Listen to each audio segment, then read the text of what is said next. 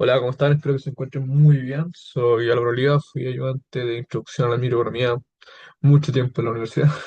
Ahora ya estoy titulado y bueno, les vengo a dar un pequeño repaso y ayuda de ejercicios para que preparen bien su primera evaluación.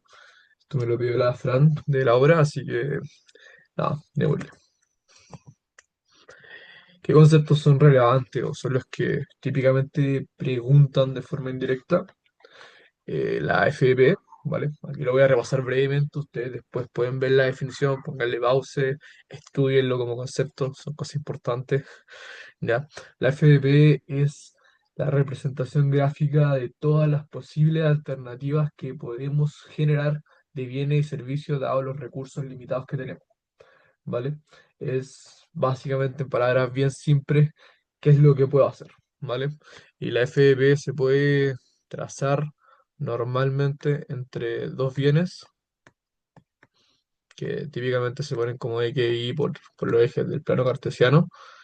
Y la FDP representa todas estas combinaciones que son máximas en su definición. Es decir, si yo digo todo mi tiempo o toda mi habilidad, puedo llegar a hacer estas combinaciones, que son la línea, imaginemos que recta, que está ahí.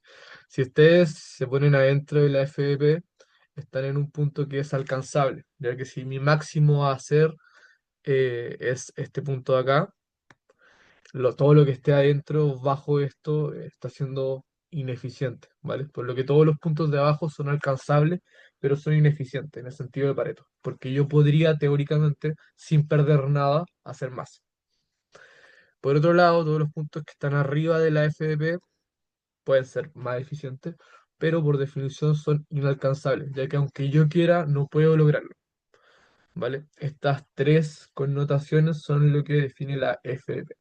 ¿Por qué es relevante el concepto? Porque si yo les pongo un caso diferente, como el que vamos a ver después, pueden ir cambiando un par de cosas o pueden ser teóricamente no lineal, por ejemplo, la FDP, pueden haber diferentes cosas, pero básicamente hay que entender que son todas las combinaciones posibles y alcanzables, y por lógica lo más eficiente es movernos dentro de la FDP. ¿Ya? ¿Qué representa la pendiente de esta frontera de posibilidad de producción?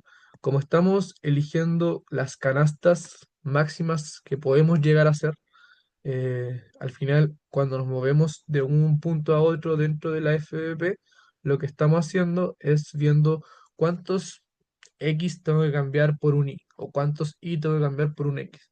Es decir, lo que estamos haciendo al movernos dentro de la FBP es el costo de oportunidad, ¿vale? ¿Qué es lo que estoy renunciando para producir un bien? ¿Verdad? El costo de oportunidad, recordemos que es a lo que nosotros renunciamos para poder conseguir algo, hacer algo, para poder tomar una decisión, etcétera. Entonces, la pendiente termina siendo una especie de costo de oportunidad. Cuando la FP es lineal, que en la mayoría de los casos, el costo de oportunidad es constante. Si la FP está quebrada o no es lineal, el costo de oportunidad no es constante, ¿vale? Así que, bueno, ahí hay dos conceptos mezclados. Si no saben bien qué es el concepto de costo de oportunidad, les recomiendo repasarlo antes de hacer ejercicios de FDP, ¿vale? Bueno, una vez que entendemos lo que podemos llegar a hacer, que es la FDP, es relevante entender que eh, si existe la posibilidad de que haya otro individuo que pueda hacer cosas, ¿vale? U otro país, que es la simplificación, existe la posibilidad de que lo que nosotros somos capaces de hacer podamos ofrecerlo o podamos no ofrecerlo, ¿vale?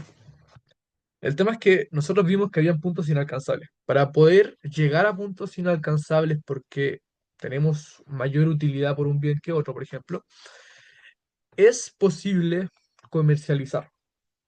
Y esa idea de comercializar sencillamente la desprendemos como en supuesto muy simple, es la idea de que haya otro individuo u otro país u otro agente, ¿verdad? Que tiene otra FBP diferente a la de nosotros, porque si es la misma no tiene sentido, ¿verdad? Que nos obliga a salir de la situación inicial que es autarquía, que es cuando estamos solo con nosotros mismos y ocupamos nuestra propia FBP para tomar decisiones. Si nosotros creemos que hay otra persona que puede darnos oportunidades que antes no teníamos, entra la noción de comercio.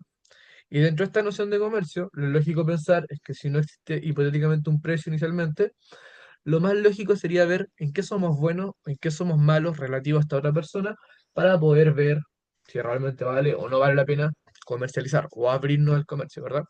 Así que en esa noción entran dos conceptos. Por un lado tenemos las ventajas absolutas que miden qué tan eficientes somos en la producción de un bien respecto a otra gente bajo la misma unidad de medida. Ojo, relevante es que esté bajo la misma unidad de medida, ¿ya? En palabras bien simples, la ventaja absoluta es quién hace más de cada bien. Bien simple, ¿vale? Obviamente en igualdad de condiciones. Ojo con eso, que es la única forma en la que se puede complicar un poquito el concepto de ventaja absoluta. Pero en palabra sencilla es quién produce más del bien X en una hora. ¿Quién produce más del bien Y en una hora, por ejemplo? ¿Vale? Entonces, en términos netos, uno podría ser mejor que otro produciendo X e Y si, por ejemplo, eres más fuerte, eres más inteligente, eres más capaz. ¿Vale? No obstante, ¿es eficiente siempre eh, que uno produzca todo? ¿O bajo qué concepto, si hay un país o hay una persona o hay un ser que es mejor en las dos cosas, le conviene comercializar? Bueno, ahí es donde entra el concepto económico que es más relevante en esta parte del curso, que es la noción de ventaja comparativa. La ventaja comparativa nos permite y nos sirve para entender cuál es mejor de los agentes relativamente al otro, ¿vale? Y esto nace la noción de que si nosotros nos especializamos en lo que somos mejor, entonces vamos a poder generar oportunidades que antes no podíamos tener si somos eficientes en lo que somos mejores, ¿vale? ¿Y cómo definimos quién es mejor para qué? Bueno, en esta parte del curso vamos a entender que el que tiene menor costo de oportunidad para producir un bien es el que es más eficiente produciendo ese bien. En palabras simples, menor costo de oportunidad significa que relativamente a producir el otro bien, producir el bien que estáis haciendo, lo estáis haciendo muy bien, ¿vale? Porque ese Y partido X del costo de oportunidad X está haciendo una diferencia muy grande, ¿vale? Menor costo de oportunidad equivalente a soy mejor produciendo el bien X o el bien Y, o el bien uno o el bien 2, bien A o bien B, ¿vale? Una vez que entendemos esto, entendemos que se abre la posibilidad de comercializar y especializarse, ¿ya? Entonces, ¿cuándo va a convenir comercializarse o qué debe ocurrir para que exista esto una vez que entendemos la noción de ventaja comparativa?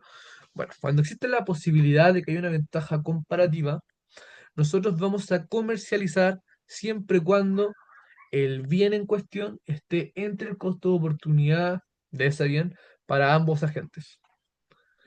¿Qué quiere decir esto? Que si el costo de oportunidad mío de producir el bien X es un medio y el de otra persona es uno, entre un medio y uno va a estar el precio comercializable, ¿vale?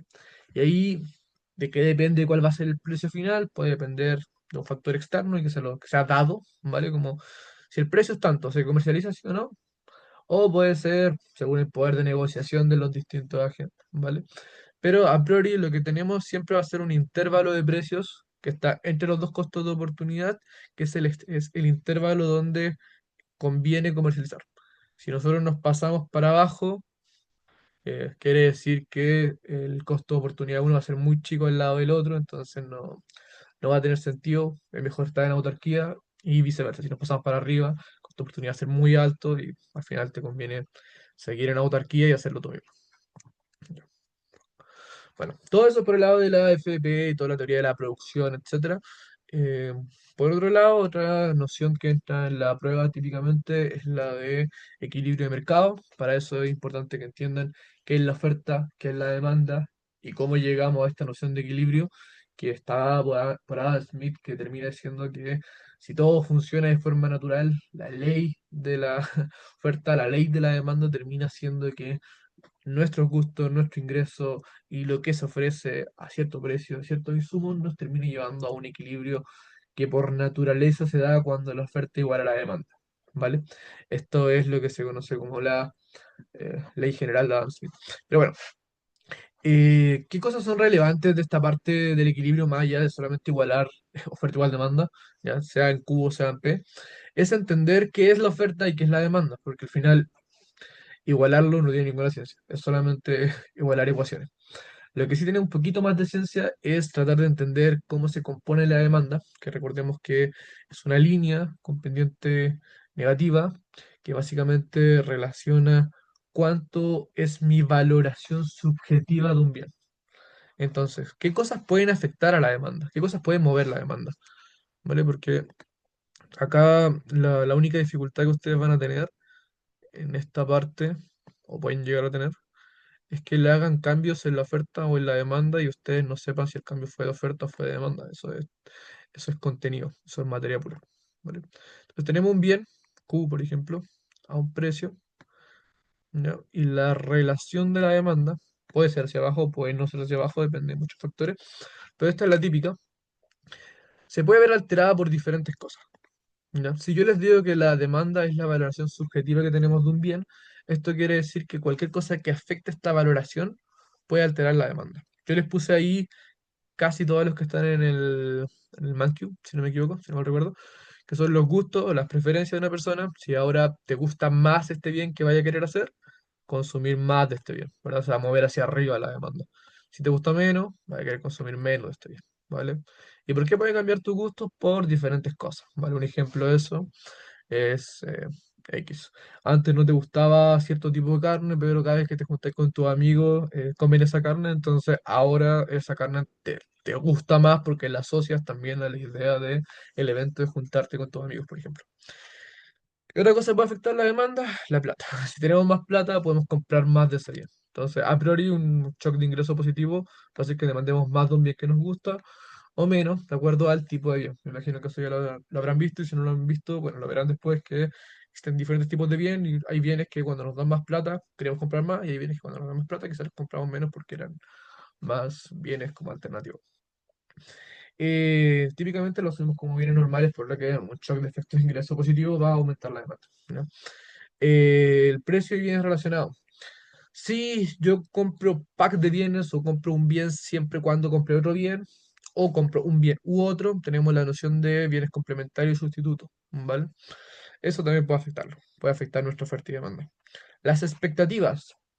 Teóricamente, lo que nosotros esperamos de un bien o de un servicio puede terminar afectando la compra de ese bien y servicio. Por ejemplo, si yo creo que a futuro los problemas medioambientales pueden terminar con el mundo, así muy radicalmente, o pueden terminar afectando la salud de todas las personas, y ya lo estamos viendo como un problema más latente, puede ser que hayan tipos de bienes que contaminan, que quizás ahora yo los voy a valorar menos, porque las expectativas a futuro pueden afectar mi consumo presente, pensando, por ejemplo, en el medio ambiente. ¿Ya? Ojalá fuera así, pero es difícil que la gente piense mucho en el medio ambiente, pero es un ejemplo muy claro de que las políticas ambientales, por ejemplo, pueden afectar las expectativas de un bien y al final terminamos consumiendo más o menos de ese bien. Y por último, el N de población. Mientras más gente haya, probablemente más gente pueda comprar el bien. ¿Vale? No tiene mucha ciencia, pero bueno. Eso por el lado de la demanda, por el lado de la oferta, eh, que esta curva que representa los costos de una firma, típicamente puesta así, que la voy a poner en azul, típicamente puesta hacia arriba, porque normalmente producir más cuesta más. Bastante lógica la noción, pero después verán que las curvas de costo pueden no ser necesariamente lineales hacia arriba. Eh, la curva oferta representa todos los costos que tiene una firma, ¿vale? Eso es lo que representa la curva oferta. ¿Ya? Por lo tanto, ¿qué costos puede tener una firma? Puede tener costos de producción, costos del precio de los insumos que utiliza en este mismo término de producción, ¿verdad? Puede tener costos de oferta, como, perdón, de sustituto o complemento en la misma noción de productos que yo uso para crear mi producto, que puede tener efectos de la tecnología, que saben puede estar arriba por si acaso, así que ojo ahí, siempre depende mucho del enunciado. Y en esa misma noción las expectativas del mercado pueden afectar el clima de los productos que tienen que ver con ganadería, por ejemplo, y también la cantidad de productores, como también la cantidad de consumidores, siempre el N afecta. Por último, como existen millones de cosas que afectan la oferta y la demanda, siempre vamos a basarnos solamente en entender qué es lo que el enunciado trató de afectar, ¿ya? Porque como existen millones de alternativas, como acabamos de ver, solamente vamos a tratar de entender qué fue lo que quiso decir el enunciado, qué variable afectó el enunciado. Afectó los gustos, afectó el ingreso, afectó el precio, afectó la expectativa. ¿A qué afectó? ¿Vale? Solo va a ser una. Entonces, para poder simplificar las cosas, vamos a ir suponiendo que el enunciado me está diciendo que hubo un shock de oferta en costos de producción. Vamos a hacer el siguiente movimiento hacia la derecha porque pasó tanto con los costos, disminuyeron los costos. Ahora, esto es dado ceteris paribus, dado que mantengo todo lo demás constante, porque de lo contrario podrían haber miles de efectos que quizás neteen esto, lo tiren para el otro lado, o hagan que también se mueva la demanda, etcétera. Entonces, para hacer análisis vamos a hacer siempre un ceteris paribus. Eso significa nomás como vamos a mantener todo lo demás constante para simplificar el ejercicio práctico. Por último, como les dije antes, la noción de oferta y demanda llegan a un equilibrio cuando no existe ni exceso de oferta ni exceso de demanda, que es el equilibrio natural donde chocan las curvas, ¿vale? Cuando nosotros analizamos qué puede afectar la oferta y la demanda, vamos a tener dos tipos de perturbaciones. Vamos a tener movimientos en la curva y vamos a tener movimientos de la curva. ¿Ya? El movimiento en la curva va a ser solamente cuando hay un cambio en el precio y movimientos de la curva va a ser cuando hay un cambio en cualquier variable de todas las que puse acá, ¿vale? Gusto, ingreso, precio relacionado, expectativas, población, tecnología, insumos, etcétera, ¿vale? Todo eso son cosas que pueden hacer un movimiento de la curva y en la curva va a ser solamente cuando me digan cambió el precio del bien en cuestión que estoy analizando. Dado todo este repaso, partamos con los ejercicios. Comentes. El dueño del fondo Los Novatos está pensando cuánto plantar entre tuna y pomelo. Luego de un arduo estudio le informan que faltó considerar que su FBP, la plantación de pomelos suele sufrir un robo por 15% de la cosecha. Explique y grafique cómo este hecho, ¿vale? Del robo del 15%, mueve la FBP del fondo al recibir esta nueva información y qué ocurre con el costo de oportunidad. ¿Ya? Bueno, cuando nosotros hacemos una FBP clásica, ¿verdad? Pongamos, los dos bienes son tuna y pomelo, ¿no? Eh, Normalmente uno pone en el en el eje X el primero que mencionan, ¿ya? Si ustedes lo pusieron al revés, da lo mismo. No, no es relevante a priori. Vale, tenemos una noción de tuna y pomelo, tenemos una FP, supongamos, clásica, ya que no nos dieron nada en el enunciado que nos haga entender que no es lineal. Y lo único que sí nos dicen es que del máximo que podemos conseguir de cada una, pongámosle uno, vamos a poder ahora conseguir solamente un 1 - 0,15 en el caso de los pomelos, ¿vale? Es decir, lo voy a poner aquí, 0,85, ¿verdad? Ya que sufre un robo, ¿vale? Del máximo que puedo llegar a producir, supongamos uno o supongamos X, ahora puedo llegar solamente al 85% de ese máximo. Por lo tanto, explicamos cómo se mueve la FP. Dado que el enunciado solamente nos dice que afecta a la cosecha de pomelo, entonces ahora tenemos que hacer un movimiento del máximo posible alcanzar de pomelos, que pasó de 1 a 0,85. Y dado que no nos dicen nada de las tunas, el máximo posible de tunas de la FBP no debería haberse afectado. Por lo tanto, solo hacemos una inclinación de la pendiente de pomelos, ¿vale? O sea, bajamos, ¿verdad? Como se puede ver en el gráfico. ¿Y esto qué implica en términos de costo de oportunidad? Recordemos que el costo de oportunidad es la pendiente. Entonces, ¿qué ocurrió con la pendiente? Que es la segunda parte de la pregunta. Bueno, lo que ocurrió con la pendiente, con el costo de oportunidad, sería que ahora el costo de oportunidad, vamos a ponerlo desde el lado de los pomelos, que era el máximo que yo puedo producir de tunas, porque es lo que estoy renunciando, partido con el máximo que puedo producir de pomelos, el costo de oportunidad, ¿qué le va a pasar? Ahora yo puedo producir un máximo de pomelos menor, por lo tanto el costo de oportunidad de los pomelos aumenta. ¿Qué quiere decir esto? Que dado que ahora hay menos pomelos, el costo de oportunidad de producir una tuna va a cambiar, ¿verdad? O sea, ahora tengo que sacrificar eh, relativamente más pomelos para conseguir una tuna, o teóricamente los pomelos se vuelven un poquito más caros, por decirlo de cierta forma, ya que ahora mi máximo de pomelos es menor de lo que originalmente era, ¿vale? Y con eso ya tenemos todo el desarrollo de este primer comente. Así que voy a sacar aquí, les voy a poner la pauta por si quieren verla. ¿Ya? Es relativamente lo mismo que dije, pero puesto un poquito más formal, ¿verdad? Eh, yo le puse un uno en los límites, pero pueden ponerle un X, una Y, una P, básicamente un valor máximo, ¿verdad? Eh, y creo que ahí está todo más o menos mencionado y analizado. Vamos con el segundo, diseñar ocupa tu tiempo en escribir canciones y estudiar. ¿Ya? Tenemos dos alternativas, puede ser un ejercicio de costo-oportunidad, puede ser un ejercicio de FDP, puede ser un ejercicio que tiene dos bienes. Su imaginación es cada vez menor a medida que escribe canciones, ¿vale? Y cada hora de estudio rinde menos que la anterior. Grafique su FDP. Ya.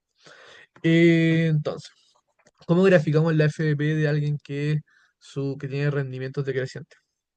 ¿Vale? Ya. Cuando nosotros hacemos el gráfico, voy a poner canciones en este eje, estudiar en este, si lo ponen al revés, da lo mismo. Ya. Siempre yo sigo la lógica de que el primer bien que mencionan es X y el segundo Y. Si yo hiciera una FDP lineal, lo que estaría diciendo es que el costo de oportunidad de producir estos dos bienes es el mismo. Es difícil que ocurra esto en este caso puntualmente, porque por lo que estamos viendo, a medida de que pasa el tiempo, la imaginación es menor, porque escribo menos canciones y cada vez que estudio rindo menos, por lo tanto el costo o el intercambio que voy haciendo parece que va no siendo lineal, o sea, va bajando. Y como yo no sé cuál baja más rápido, en la medida de que estoy analizando si la siguiente hora estudio o hago una canción, probablemente el cambio que vaya a haber acá no sea lineal, sino que sea, pongámosle así. ¿Qué quiere decir esto? Que los rendimientos de ir escribiendo canciones cada vez son menores, por lo tanto no puedo seguir como una curva lineal. Al principio puede que sea mucho y después puede que sea menos. Lo mismo al revés. Entonces, lo que me quiere mostrar este gráfico es que a medida de que voy pasando por el lado acá, cada vez es menor como el cambio que voy haciendo. Si ustedes lo analizan al revés, a medida que voy cambiando las canciones, ocurre algo parecido, ¿verdad? Entonces, un gráfico de rendimientos decrecientes se puede ver así. Y lo que quería mostrar en este ejercicio es que la FBP no siempre es lineal. Cuando existen rendimientos no constantes, suponer que la pendiente es constante estaría mal. ¿Ya? Por eso la relevancia de entender el concepto de costo-oportunidad, ¿ya? Y entender que existe la posibilidad de que tengamos gráficos no lineales, ¿ya? Que sería el caso de la FDP cóncava, que es el único caso, si no me equivoco, que se muestra en este curso, aparte del típico caso lineal, ¿vale? Este sí es que aparecieron en un comentario nomás, como el caso más rebuscado. Ya. Veamos shock o efectos en la oferta y la demanda. Vamos a ponernos en el mercado de las bicicletas. Ya, ojo, estamos analizando, somos el mercado de las bicicletas. Veamos qué cosas pueden afectar la oferta, la demanda y el equilibrio de mercado. Un aumento en el precio de las bicicletas. Bueno, un aumento en el precio de las bicicletas, ¿qué afecta? Ya, tenemos que entender que cuando hacemos este tipo de ejercicio, vamos a ponernos en tres etapas. Ya. La primera etapa es preguntarnos, ¿es un movimiento de la curva o en la curva? ¿Ya? Para este caso, como es un cambio en el precio de la bicicleta, en el mercado de la bicicleta, tenemos que un movimiento en la curva. Por lo tanto, no vamos a pasar más allá que eso. Este es el primer caso y el caso donde tenemos un cambio de precio, que es el único caso de en la curva. Entonces, yo hago bicicletas a cierto nivel de precio y eso provoca que haya una oferta, perdón, una demanda y una oferta, ¿ya? Eso me da un equilibrio y ahora me están preguntando qué pasa si subo el precio, ¿ya? Si subimos el precio, vamos a tener un precio que está por sobre el precio de equilibrio, ¿verdad? Y eso va a provocar que se produzcan esta cantidad de bicicletas, que son las bicicletas producidas, pero se demande solamente esta cantidad de bicicletas. Va a haber menos demanda de bicicletas, ¿verdad? Y van a haber más bicicletas producidas. ¿Por qué? Porque a la gente que vende le conviene que suba el precio y a la gente que compra va a querer comprar menos, ¿verdad? Esta diferencia entre que se produce más de lo que se vende se llama exceso, mírenlo acá, esto es lo que se conoce como exceso de oferta, ¿ya? Y los casos de movimientos en la curva, como este, solamente son dos, que suba o baje el precio. Ya no hay más casos que ese. Así que bueno, este creo que es el caso más fácil de analizar de los movimientos de equilibrio de mercado. Ya, pero nunca está de más por si es que hipotéticamente se lo llegan a poner. ¿Vale? Entonces corresponde a una perturbación del precio. Tenemos solamente un movimiento de la curva. eh, y disminuye la cantidad demandada. Ceteris paribus. Ya. En este caso solamente ven el lado de la demanda porque el enunciado dice el lado de la demanda, pero ahí les puse como un análisis un poquito más desarrollado para que entendieran bien ese pequeño caso puntual. Ya. Ahora disminuye el precio de los scooters. Ya. Vamos a volver a hacer el análisis que les dije de tres pasos. Ahora sí vamos a avanzar un poquito más. ¿Vale? Primer paso, identificar si es en la curva o de la curva. ¿Ya? Bueno, cuando llegamos a que es de la curva, vamos a tener otros dos casos, ¿vale? Que es si es de oferta o de demanda. Ya. El precio de los scooters corresponde a un bien comparado con las bicicletas o a un insumo de las bicicletas. En este caso es un bien que se compara con las bicicletas, por lo tanto es de demanda. Y el último paso, ¿vale? Este es el paso 2. El paso 3 es ver si este efecto es positivo o negativo, ¿vale? Ya. ¿Qué pasa con las bicicletas si disminuye el precio de los scooters? Analicémoslo. Si disminuye el precio de los scooters, ¿qué va a pasar con la demanda de scooters? Si disminuye el precio de los scooters, teóricamente debería aumentar la cantidad demandada de scooters. Pero yo me compro un scooter o una bicicleta. Por lo tanto, dado que por lógica son sustitutos, esto implicaría que un aumento en la cantidad consumida de scooters va a repercutir en una disminución de la cantidad demandada de bicicletas. Por lo tanto, es un efecto negativo para el mercado de las bicicletas.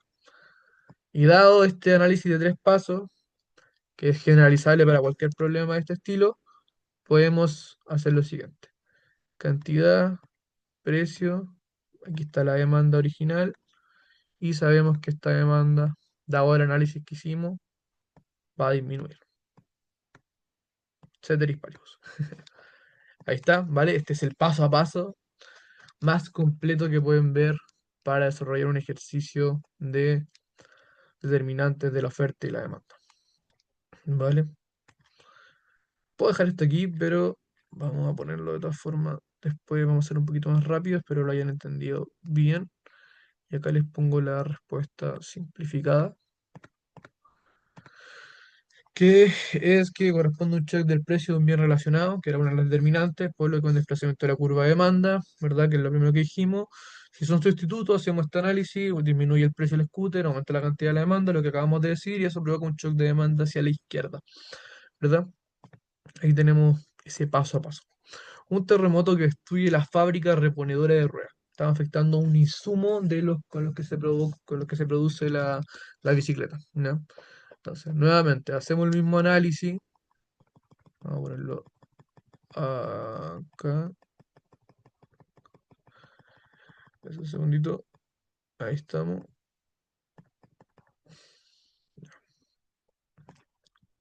Ya, entonces, hacemos el análisis en tres pasos. Ya. ¿Qué sería este caso? Sería un shock en la curva o de la curva, ¿vale? Eso es lo primero. Entonces sabemos que es de la curva porque no afecta el precio. Segundo paso, oferta o demanda. En este caso tenemos un caso de oferta, así que nos vamos por este lado. Y nuevamente, tanto en la oferta como en la demanda puede ser positivo o negativo. Positivo o negativo, recordemos que sería que aumenta o disminuye los costos del bien o servicio que estamos realizando. Entonces, en este caso, podríamos pensar que si se destruyen las ruedas, va a aumentar el precio de estas ruedas, porque al final va a ser más caro, ¿verdad? Por lo tanto, los costos van a aumentar, ¿vale? Ahí tenemos el mismo análisis lineal de tres pasos. Teóricamente debemos esperar que haya un cambio en la oferta, que en este caso sería que aumenten los costos de la oferta. Por lo tanto, deberíamos movernos hacia la derecha. Es más costoso producir la misma cantidad de un bien, ¿vale? Corresponde a un shock de costo. Y, espérense, déjenme ver. Perdón, me moví mal, pero el análisis está bien hecho, pero me moví mal la curva. Es que, claro, claro, eh, dado que aumentan los costos, voy a producir menos, ¿verdad? Sí, sí, no, no, no. O sea, que me cuesta más producir lo mismo, entonces voy a producir menos. Bien. Lo analicé mal, aumenta los costos y por lo mismo quiero producir menos. Pido disculpas ahí, pequeño error del gráfico. El análisis está bien hecho de los tres pasos, para tener todos los puntos por eso, pero el gráfico está mal puesto. Un nuevo sistema de bicicleta plegable y eléctrica, bueno, eso es un cambio tecnológico, ¿verdad? ¿Y a qué afecta? Afecta a la oferta o la demanda. Entonces, hacemos el mismo análisis de tres pasos. Voy a apurar un poquito para saltarme el del FVP, que es muy largo, así que eh, en la curva o de la curva ponemos de la curva a qué variable afecta, shock tecnológico, y un shock tecnológico, en este caso positivo, ¿verdad? Va a hacer que yo quiera ofrecer más, producir más, y por tanto va a ser un shock hacia la derecha, ¿verdad? Ya. Indique en una o dos líneas a qué concepto visto en clase se relaciona cada frase. Bueno, estos conceptos de clase nomás, esperemos que sean intuitivos. La decisión de ir a un concierto o hacer una tarea. Cuando me ponen un O, estoy comparando entre dos alternativas. Por lo tanto, con el servicio puede ser FBP o puede ser costo de oportunidad.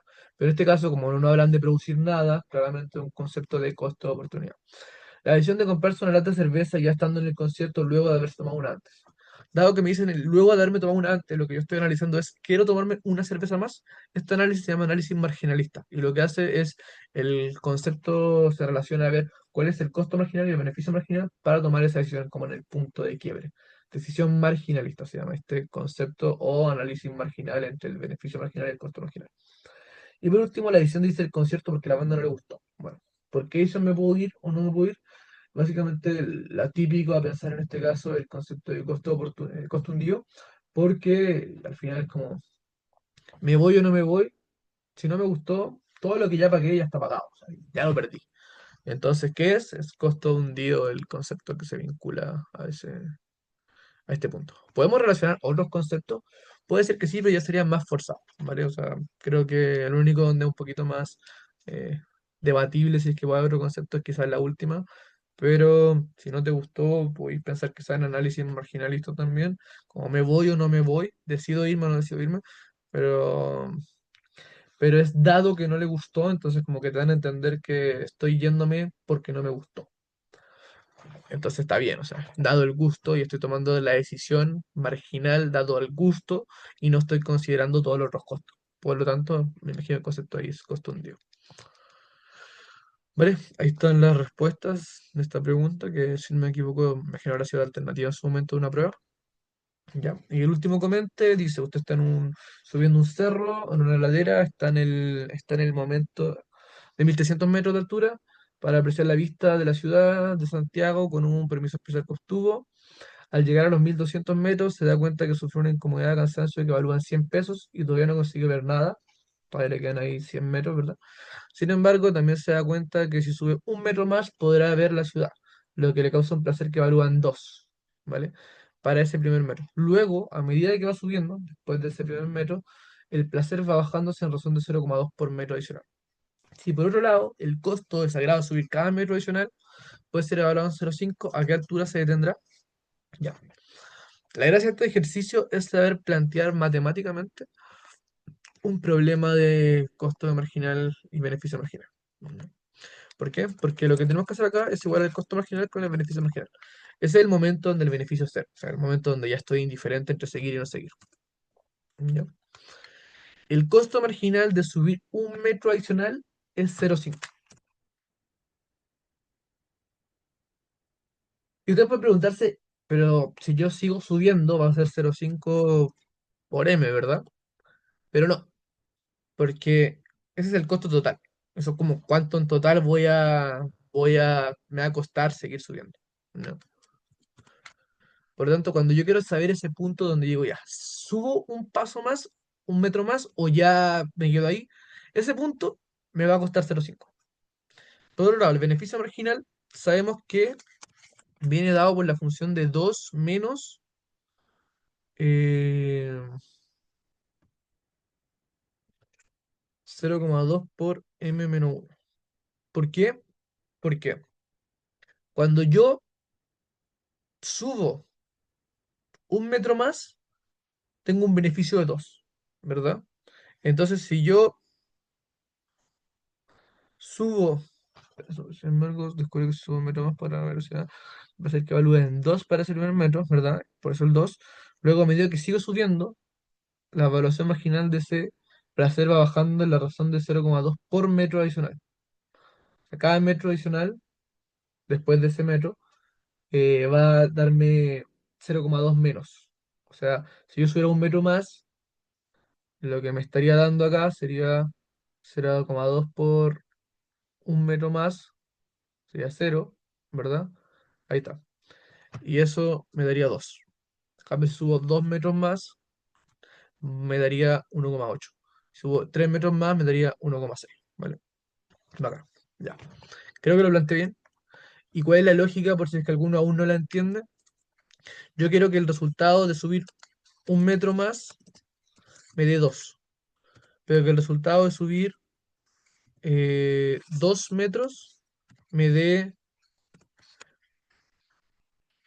1,8. Y el resultado de subir 3 metros me dé 1,6. Entonces, si el resultado que yo quiero que me dé esté acá en la izquierda, y estos son los valores, ustedes pueden crear una ecuación de la recta utilizando estas intuiciones, ¿verdad? Yo solamente seguí el planteamiento del enunciado, ¿vale? A mí, bueno, se me hace fácil verlo, pero me acuerdo que la primera vez que hice este ejercicio hace 1000 años, me costó hacerlo bien. De hecho, creo que la prueba yo la hice cuando salió este ejercicio y no lo tuve bien. Creo que me equivoqué en algo. Creo que hice esto. Ya. Bueno, dado que logramos plantear el ejercicio, que creo que es lo más complicado de esto, ahora podemos resolverlo. Ahora, si alguien se pregunta qué pasa con el 100 que está ahí arriba, si ustedes se dan cuenta, los 100 ya están gastados. O sea, yo suba o no suba, me devuelva a la casa o no me devuelva a la casa, yo ya me cansé 100. Eso es lo que está en la parte de arriba, entonces ese concepto es costo de oportunidad. Por tanto, no es relevante para este análisis, pero sí es relevante que lo mencionen. Ojo, ¿ya? Ahora, a la pregunta, ¿cuántos metros más tengo que subir? Resolvemos. El 0,2 que está restando para acá lo voy a pasar para el otro lado, me queda 0,2 m. El 0,5 que está acá lo paso restando, me queda 2 menos 0,5 menos 0, no, más 0,2, ¿vale? Ahí está, ¿no? Me queda 0,2 m e igual a 2,2 menos 0,5, 1,7.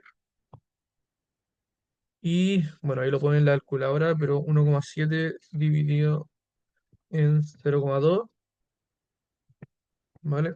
Lo calculamos, da 8,5. Por lo tanto, ¿qué quiere decir esto? Que voy a llegar 8,5 metros más desde donde estoy actualmente. Por lo que si estoy en 1200, llegaré hasta 1208,5 para ser indiferente entre subir o no el metro adicional. ¿Vale? Ese punto es cuando el costo es igual al beneficio, por tanto la utilidad es cero. ¿Vale? Utilidad marginal es igual a cero. Ya. Tratan de hacerlo. Creo que lo difícil y lo bacán de este ejercicio es el planteamiento. Es lo más complicado que les puede aparecer un ejercicio de esta índole, ¿vale? Pero normalmente estos ejercicios siempre son como típicos. Analizamos cuál es el costo hundido, que siempre tienden a poner un costo hundido ahí metido por medio. Y luego eh, vemos todos los beneficios, todos los costos y sacamos la diferencia. La gracia de este ejercicio es que el beneficio y el costo no te los dan como directamente y tenéis que hacer una ecuación para poder lograrlo. Yo creo que es lo más difícil que puede aparecer en ese tipo de ejercicios de costo-beneficio. Ya. Vámonos con un ejercicio. Este ejercicio lo considero relativamente fácil, así que vamos a avanzar un poquitito rápido. Voy a ir poniendo las respuestas y las voy a ir explicando. Dice, calcula y grafique la cantidad de manzanas y precios que se transan en equilibrio. Un equilibrio es sencillamente igual a la oferta con demanda.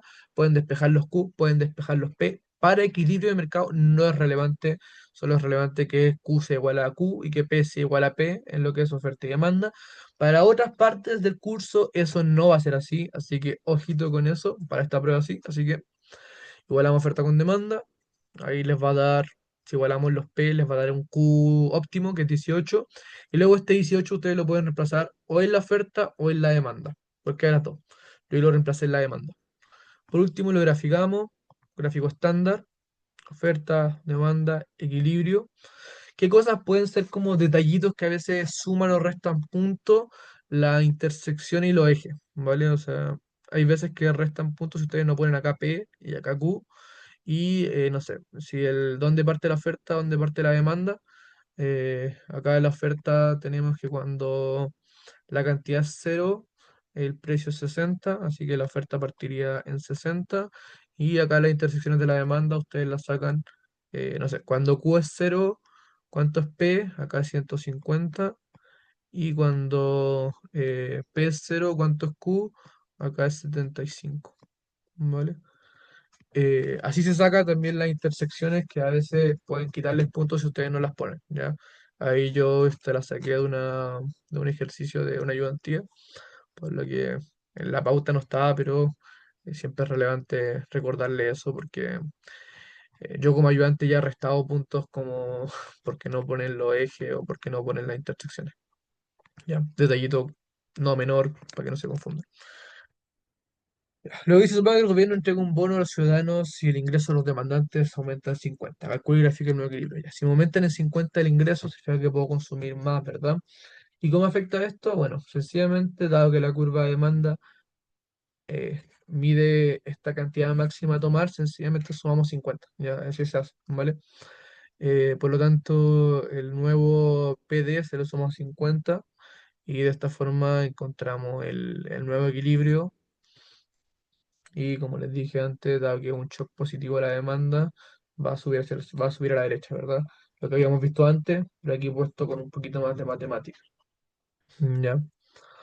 Eh, Así que eso, ese ejercicio lo considero más o menos fácil. Cualquier duda recuerden que pueden escribirme, pónganle pausa al video, vayan a su ritmo. Y vamos con el ejercicio más difícil que queda, según yo, que es el de la FDP. Y hice este con una FDP quebrada, con 5 trabajadores, ya que es lo más difícil que quizás puede llegar a salirles, si es que no es algo teórico que cambien, y es cómo dibujar una FDP y cómo tomar decisiones como en el camino. ¿Ya? Bueno, para esta parte de acá me piden dibujar la FDP del Honesto Mike, ¿verdad? Y me dan los distintos tipos de trabajadores, ¿verdad? Así que, bueno, ¿qué es lo que hay que hacer? ¿Ya? Si tenemos muchos trabajadores con distintas combinaciones alcanzables de bienes y servicios, entonces tenemos que entender que la FBP no va a ser lineal, ¿vale? Sino que se va a ir quebrantando,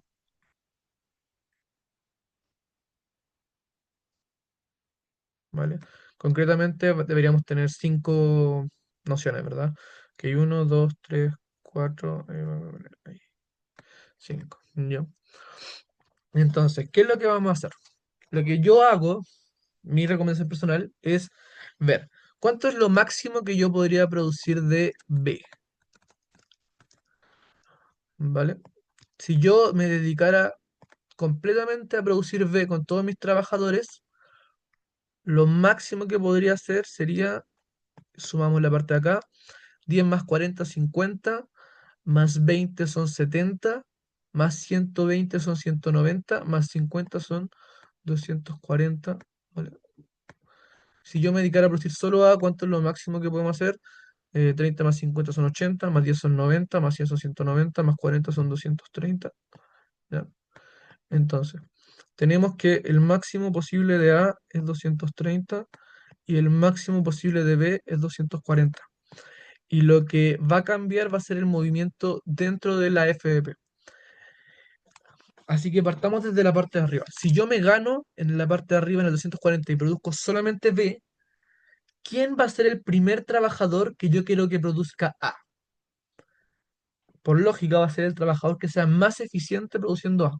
¿Y cómo yo puedo saber quién es el trabajador más eficiente produciendo A? Lo que tengo que hacer es sacar los costos de oportunidad de cada trabajador. Entonces, ¿cuál es el costo de oportunidad de producir A para el trabajador 1? Es lo que no produzco de B, que es 10, partido en lo que produzco de A, que es 30. Por lo tanto, es 0,3. ¿Cuál es el costo de oportunidad de producir A para el trabajador 2?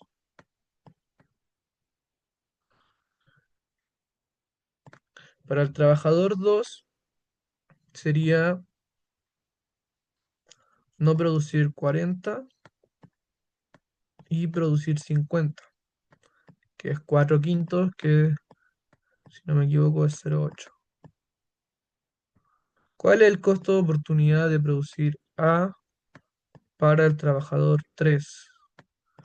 Sería producir 20 y no producir A, que sería 10.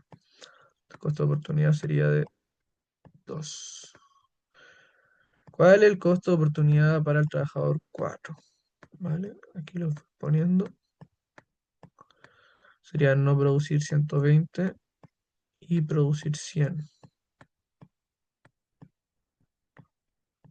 ¿Vale? Eso es 1,2. ¿Y cuál es el costo de oportunidad de producir A para el trabajador 5? Sería no producir 50 y producir 40. 5 cuartos es 1,25, creo. Creo que no me equivoqué en los números, ¿vale? Ya, pero aquí, ¿qué es lo relevante? Cuando sacamos los costos de oportunidad, podemos rankear y entender a quién queremos descartar primero o hacer producir A si es que estuviéramos produciendo solo B. ¿Por qué hago esto? Porque de esta forma puedo ir encontrando los puntos de quiebre. En este caso, el primero que saldría sería el con menor costo de oportunidad, es decir, el trabajador 1. ¿Vale? Entonces, esto sería el primero en salir. ¿Y qué decir que es el primero? Que ahora, si yo sacrifico 10 de B, voy a ganar 30 de A. Por lo tanto, el segundo punto sería 230, sacrifico 10 de B y gano 30 de A. Por lo tanto, estaría ahí. Este punto pasa a ser 230 por el lado de B y 30 por el lado de A. Misma lógica para el segundo mejor rankeado, el segundo con el costo de oportunidad más chico, que sería el trabajador 2 precisamente. eh, que sacrifica 40, por lo tanto llegamos acá a 190 y a cambio ganamos 50, por lo que llegamos a 80. ¿Vale? Este es el segundo mejor rankeado. El tercer mejor rankeado sería, eh, si no me equivoco, en 5 cuartos sería el cuarto, ¿verdad? Sería este acá,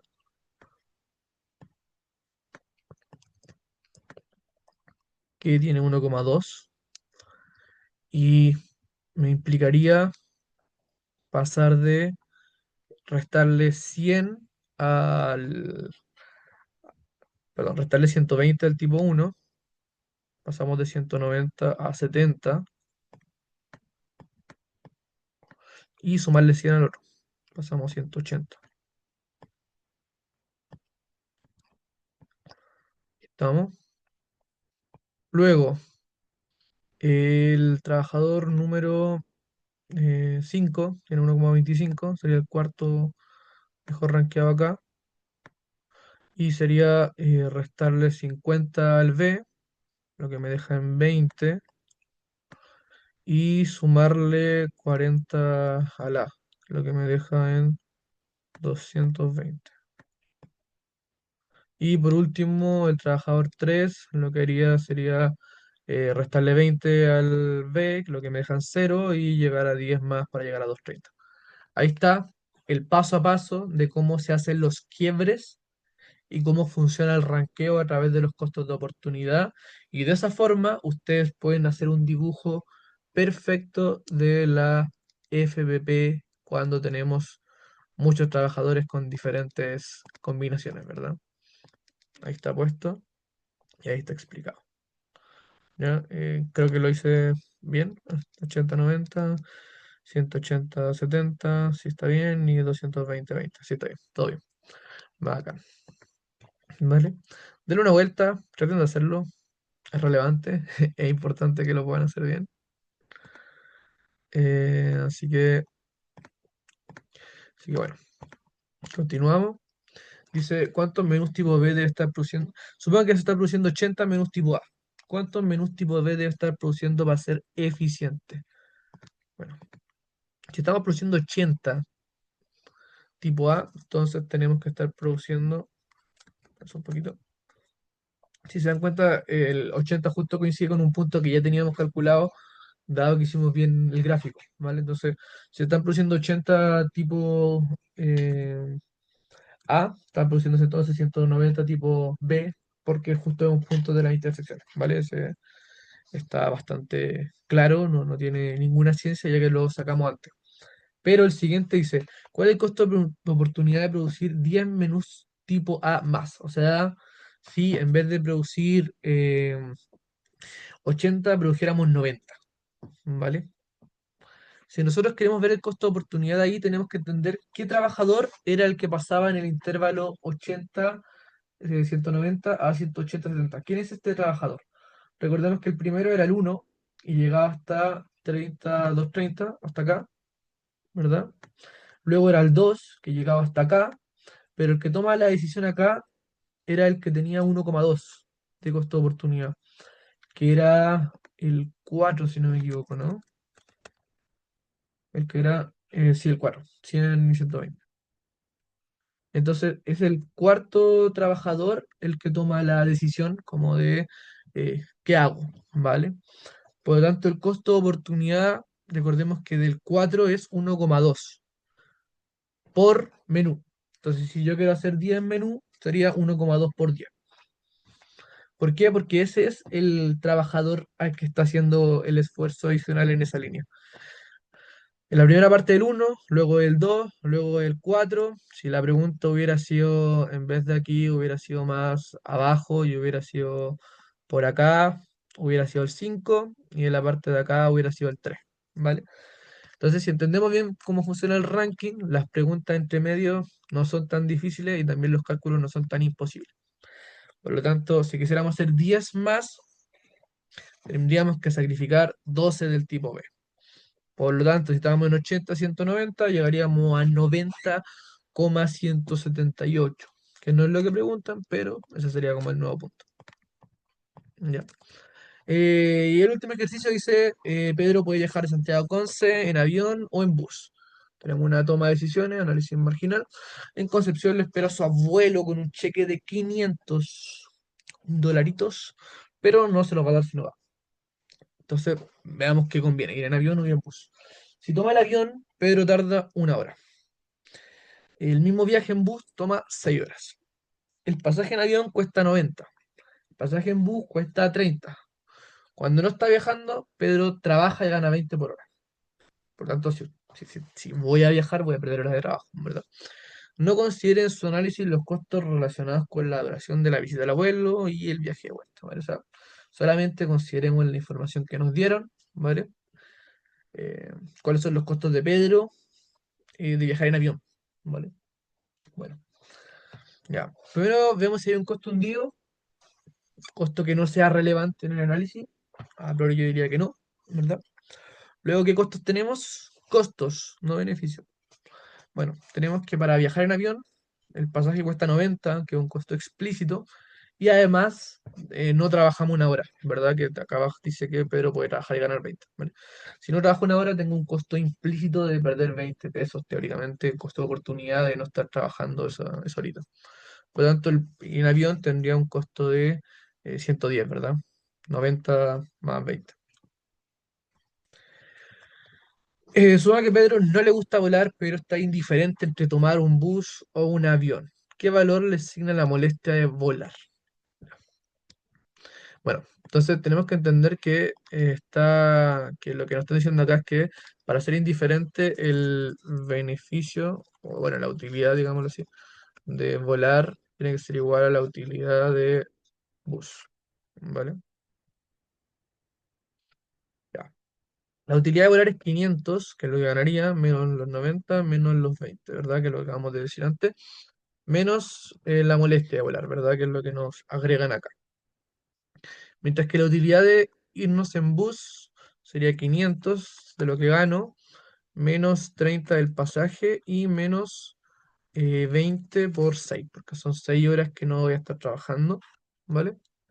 Así que hacemos la matemática, 500 menos 90 es 410, 410 menos 20 es 390, menos la molestia tiene que ser igual a 500 menos 30 es 470, 20 por 6 es 120, por lo tanto 470 menos 120 es 350 y por lo tanto el valor de la molestia, si hacemos el despeje, debería ser de 40, ¿vale?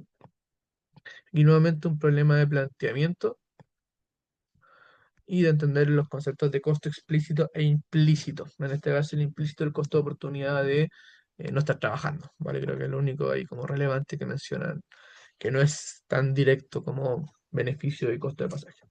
¿Ya? Bueno, esa fue la ayudantía. No sé qué tan largo o no largo que el video, pero bueno, espero que le haya servido harto. Espero que les vaya súper en la evaluación. Cualquier duda que tengan me puede escribir a este correo o al mismo correo con @gmail. Son mis correos que uso más personalmente. Y si les está yendo mal en el curso, si les cuesta o si tienen cualquier problema, también me pueden escribir y pedir clase. Feliz de ayudarles dentro de mis posibilidades. Estoy trabajando, así que quizá no tenga tanto tiempo, pero un fin de semana o quizá una noche, una tarde puede ser, si es que se organizan bien, necesitan ayuda en el curso. Fui 5 años ayudante y siempre tengo la mejor disposición en tratar de ayudarle a que les vaya bien en probablemente mi curso favorito de lo que fue la carrera y el magíster. Así que eso, mucho éxito, mucha suerte. Espero haber sido claro, un poquito largo, así que quizá hable un poco rápido, pero ahí pueden ir pausando el video y ocupando estrategias para estudiar. Léanse los textos, siempre pierden puntos muy gratis por eso. Tienen herramientas ahora como ChatWritten y PDF, tienen herramientas para poder resumir los textos, así que aprovechenla y también aprovechen a los profesores que tienen. Así que eso, que les vaya súper y cualquier cosa me escriben. Bye bye.